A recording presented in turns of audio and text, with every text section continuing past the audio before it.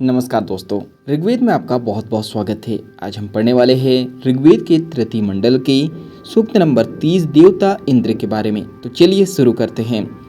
हे इंद्र, सोमरस के योग्य ब्राह्मण तुम्हारी स्तुति करना चाहते हैं। तुम्हारे वे मित्र तुम्हारे लिए सोम निचोड़ते हैं, अन्य हवि धारण करते हैं एवं शत्रुओं का विरोध सहते हैं। संसार में तुमसे अधिक प्रसिद्ध कौन है? हे हरे घोड़ों वाले इंद्र, दूरवर्ती स्थान भी तुम्हारे लिए दूर नहीं है। तुम अपने घोड़ों की सहायता से आओ। हे दृढ़ चित्त एवं कामवर्षी इंद्र, यह यज्ञ तुम्हारे लिए किया गया है एवं अग्नि उद्दीप्त होने पर सोम निचोड़ने के लिए पत्थर एक दूसरे के ऊपर रखे गए हैं। हे कामवर्षी इंद्र, तुम परम ऐश्वर्य संपन्न, धनवान, शत्रु विजयी, मरुदों के विशाल समूह से युक्त, संग्राम में विक्रम प्रदर्शित करने वाले, शत्रु हिंसक एवं शत्रुओं के लिए भयंकर हो। असुरों द्वारा बाधा पहुंचाने पर तुमने जो वीरता दिखाई थी वह कहाँ है? हे इंद्र, तुमने अकेले ही दृढ़ मूल राक्षसों को स्थान च्युत किया है एवं पापों को नष्ट करते हुए तुम स्थित हुए हो। तुम्हारी आज्ञा से धरती, आकाश एवं पर्वत निश्चल से रहते हैं। हे देवों द्वारा अनेक बार बुलाए गए एवं शक्तिशाली इंद्र, तुमने अकेले ही वज्र का वध करके जो देवों को अभयदान दिया वह उचित ही है।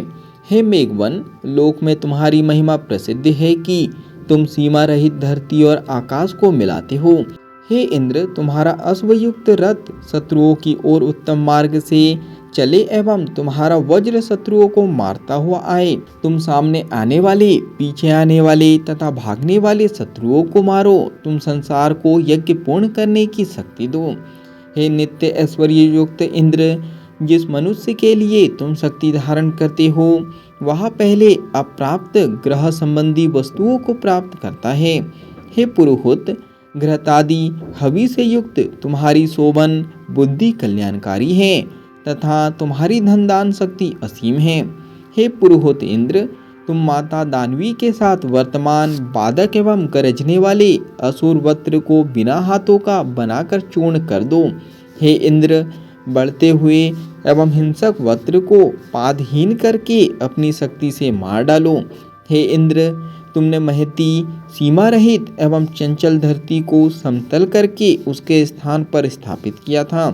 कामवर्षक इंद्र ने धरती और आकाश को इस प्रकार धारण किया है कि वे गिन ना सके। तुम्हारे द्वारा प्रेरित जल धरती पर आए। हे इंद्र, हिंसक, मध्यमावासी एवं विश्राम स्थल बल नामक मेघ वज्र प्रहार से पहले ही डरकर छिन्न भिन्न हो गया।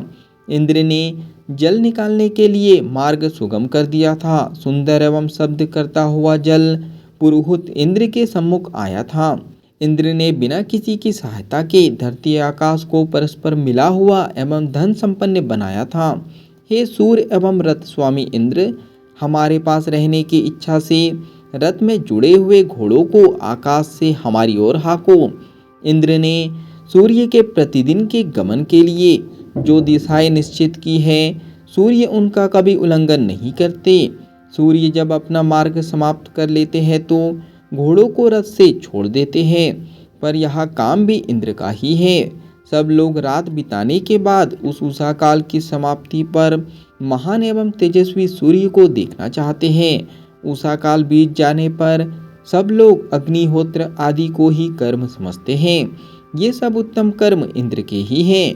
इंद्र ने नदियों में महान एवं तेजस्वी जल भरा है।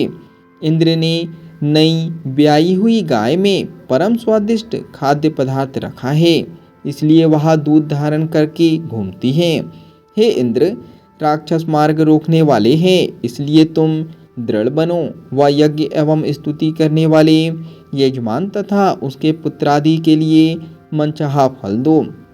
बुरे आयुध फेंकने वाले, धीरे धीरे चलने वाले, हत्यारे एवं तुनीरधारी शत्रुओं को मारो।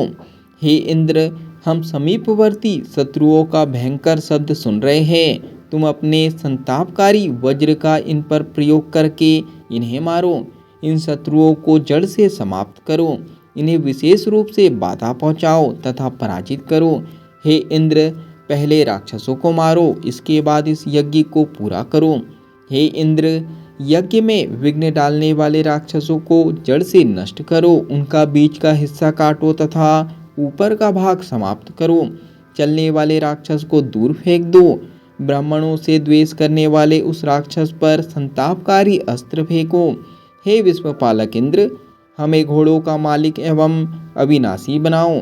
यदि तुम हमारे समीप रहोगे तो हम बहुत से अन्य एवं विशाल धन का उपभोग करते हुए महान बनेंगे।